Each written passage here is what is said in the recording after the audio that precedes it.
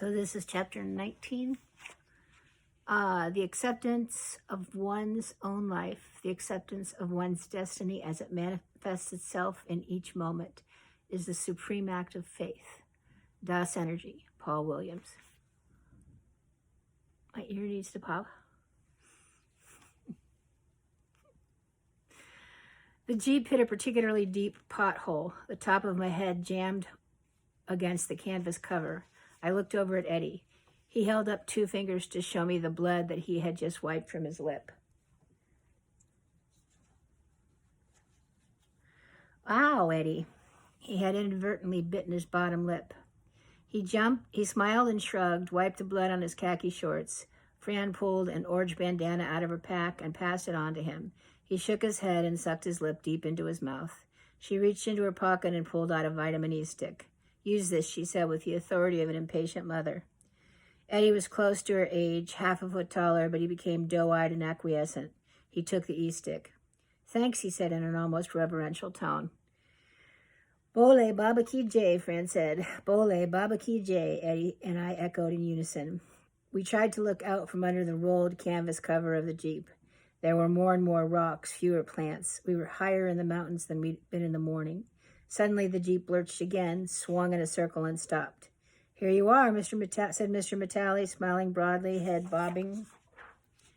We jumped out of the Jeep, dragged our backpacks behind us. Mr. Natale pointed down a path and said, walk down there and follow the river. He put his palms together, bowed deeply, and smiled, jumped back into the Jeep. Wait a minute, Fran said, tension and urgency combining in her tone. Walk down this path? She pointed in the direction Mr. Natale had aimed us. What river? Eddie suddenly spoke up. Yes, madam. Yes, mister. Mr. Natale was out of the Jeep and walking quickly down the path, head bobbing all the way, bone-thin brown legs poking out of his gray pants. He wore no socks with his aging black Oxfords and his pale, thin shirt.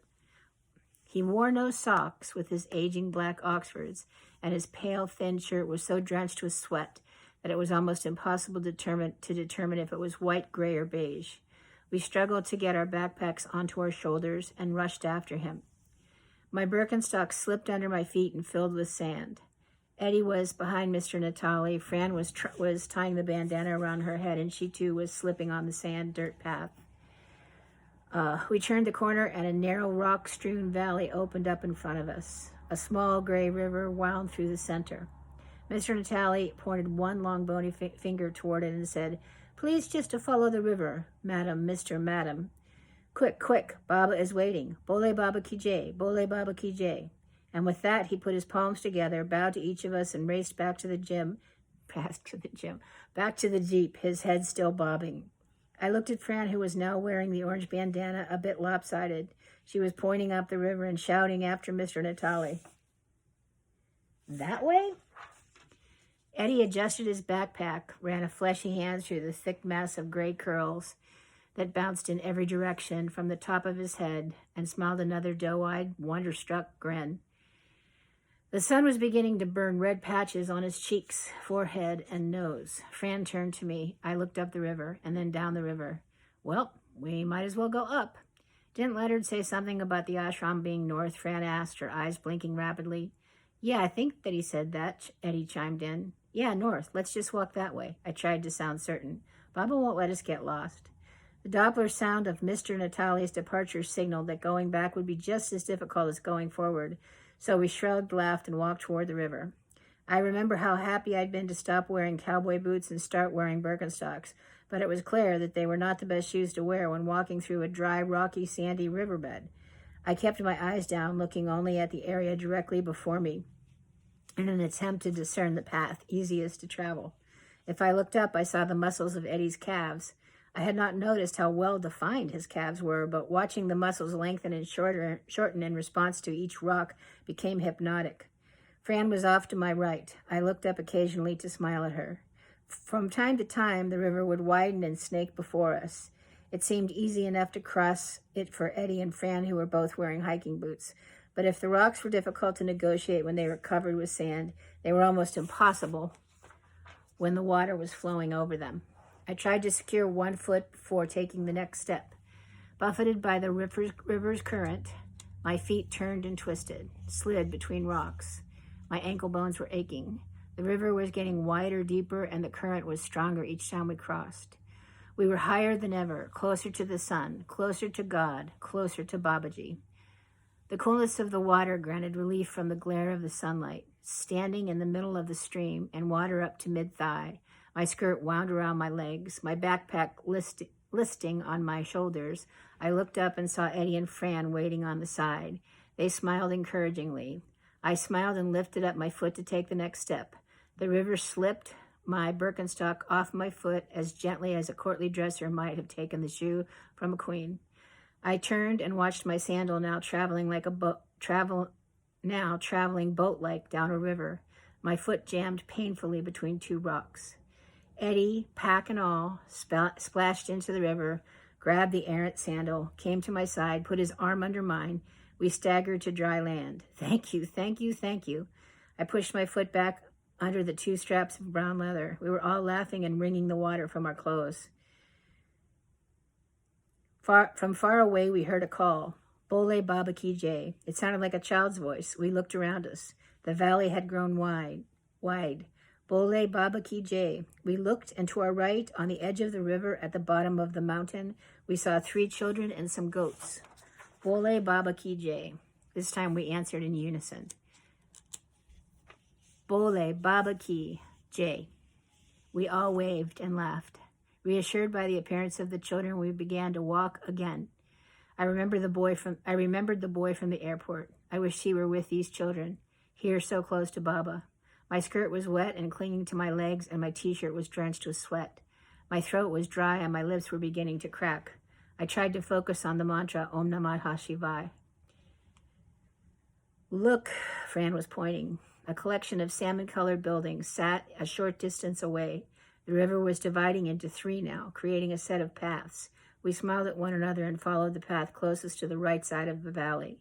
At the base of the mountain below the buildings were concrete steps. 108, Fran said. That's what they say. I knew the number had a spiritual import, but I couldn't remember what. I only knew that the muscles in my legs were twitching from our hike, and I couldn't imagine being able to climb 108 steps. But there really was no alternative. Eddie started up, but the steps were narrow. Fran went next. I tried to count as I went, but I was distracted by the thought of seeing Baba. We came to a small patio on which there were rows of shoes, at least half of which were the same brown Birkenstocks. Should we leave our shoes? Fran asked. Eddie shrugged and smiled. I guess, I said, wondering how I would know which Birks were mine. I tried to pick a spot that I could track by noticing a relationship to a large tree with big shiny green leaves. Tony and Fran... Tony? Where's my editor?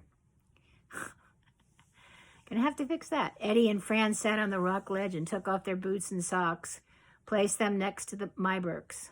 If no one moved the boots, I could track my Birkenstocks. We walked toward the steps, which now curved around. I was looking at my feet, watching for rocks on the steps. Fran stopped suddenly, and I bumped into her. I looked up and saw an older man who was dressed in a shell pink sarong and thin shirt, a slightly darker pink shawl draped over his left shoulder. He had thick gray eyebrows and a mustache, and I saw Baba. He was reaching around the man and had Eddie's head in his hand. He was pushing Eddie down to his knees, but he was looking at me. He looked at the round disc with the Om sign at the center, in the center that I wore around my neck. The word breathed emblazoned on my t-shirt and my orange hooded sweatshirt. I stared at him. He was beautiful. His hair was shiny, jet black, and shoulder length. His eyes were dark. His skin was golden brown and so smooth. I felt my heart pounding in my throat. Bole Baba Ki Jai. The man was asking questions about who we were that I could barely hear. Fran seemed to be answering him. Eddie was kneeling under Baba's hand. Suddenly, Baba smiled and said something to the man. Go, go. The man waved his hands at us, motioning us up the steps. We stumbled the rest of the way, looking back at Baba. He continued to smile. When we reached the top, we saw a large patio, a rose garden, and a few stucco buildings. Fran walked toward the open door and looked in. Suddenly she was laughing. Hello, hello, I'm so glad to see you. As I got closer, I saw Jeannie, Leonard's girlfriend. She was hugging Fran, and they were both laughing. She turned to embrace me. You made it, she said, and I fell into her embrace. This is Eddie, Fran said. Eddie shyly extended one hand, but Jeannie was wrapping her arms around him, hoisting up on the tips of her toes to reach his neck. Okay, you guys, drop your stuff and hurry. We're on our way to Artie. Artie? Asked Eddie, tentatively, but Jeannie was already out the door. Fran was close on her heels. Eddie propped his backpack against a wall and rushed to follow. I dug into my pack for the presents I had brought for Baba. I stepped tentatively along the row of lotus-crossed legs. I found a spot next to Fran and curled into it, tucking my skirt around my knees and under my legs. She smiled, her eyes full of wonder and uncertainty. We shot furtive glances around us, looking for signs of protocol, but there was nothing overt. The concrete patio was divided into 3 sections by dry, weed-strewn flower beds. People sat along each of the dividing paths, a mix of local Indians and Western devotees.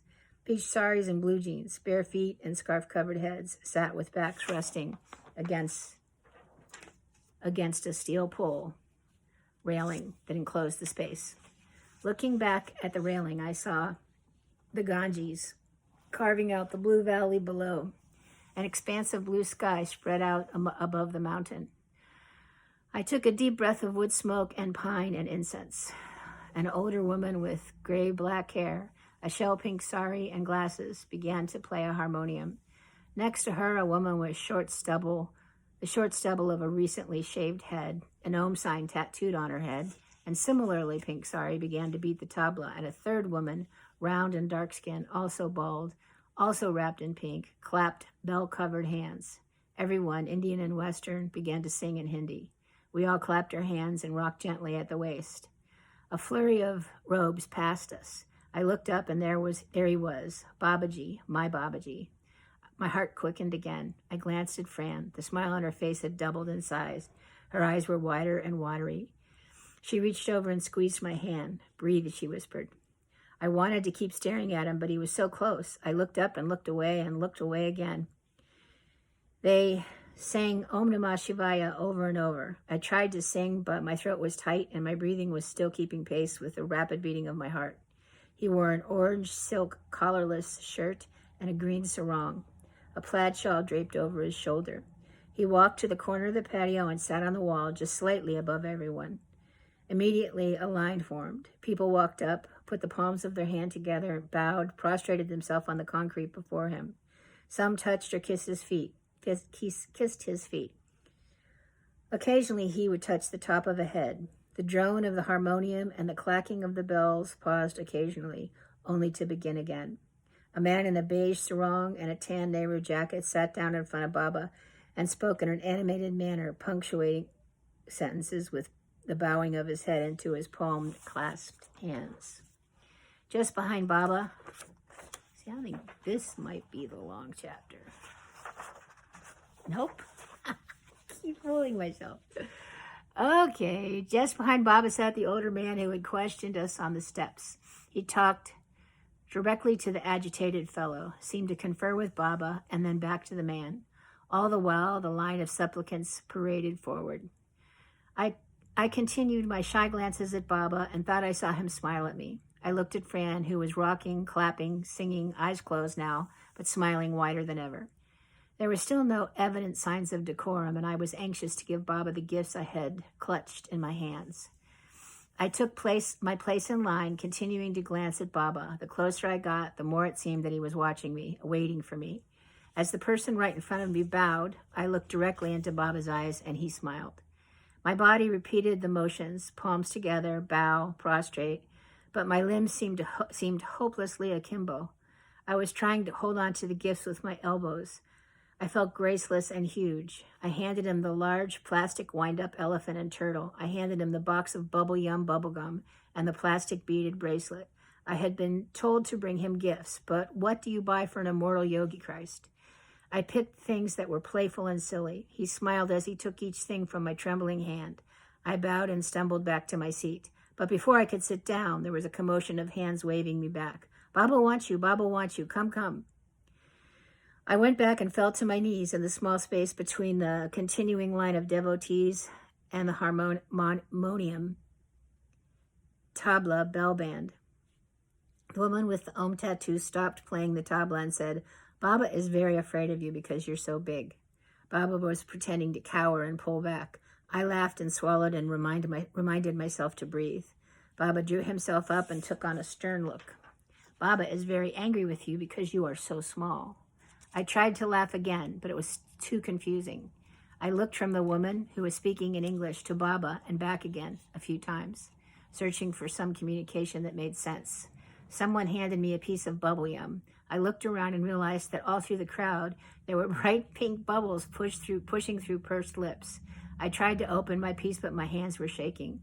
The harmonium and the bell singing continued their cacophony. The bubbles popped and snapped. "Baba wants you to get Mundan, will you?" I had anticipated this question. Mundan was shaving the head for spiritual purposes. There was a variety of explanations about its value and dismantling vanity and ego, healing karmic illness. But most people who spent time at Haldwani Ashram had their head shaved. "Yes." "Baba wants to know how long you're here for." I stuttered, "I'm not sure, maybe a few weeks." "Baba said you should stay for 3 months. Maybe I was hedging. I had $30, but I was afraid to separate from Fran and Eddie. I wanted to trust Baba, but I was worried. "Baba wants to know if you are married." "No." I began to feel a knot in my stomach.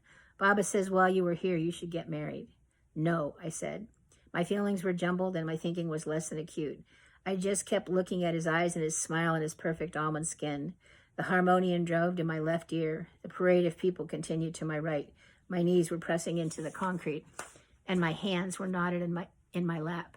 The muscles in my legs were still twitching from our long hike. I wanted everyone to go away so I could talk to him. I wanted to jump up and run back to New Delhi. "What do you do in America?" "I'm a cook in a diner." "Baba says you should cook and work in the kitchen while you're here." "Okay." Baba said something and a flutter of laughter passed through the crowd. "Baba said you should marry the cook." I looked toward the laughter and saw a dark, squat man dressed in what seemed to be burlap. I tried to smile at him, but he would not look at me. Suddenly I was angry. I didn't want this man to feel rejected by me. I didn't want to feel obligated to marry anyone. I tried to conjure up a more playful attitude, but it felt like this man and I were being laughed at. I shot Baba a knock-it-off look. Oh, God. He laughed and motioned for me to sit down. Once I was back beside Fran, I calmed down a bit. Exhaustion from our day of travel caught up with me, and I leaned back into the metal rail. "Baba loves you," Fran whispered. I looked around and saw Leonard sitting next to Jeannie. He smiled at me, eyes twinkling, and nodded. I took a deep breath and smiled back. Bole Baba Ki Jai. See you next time.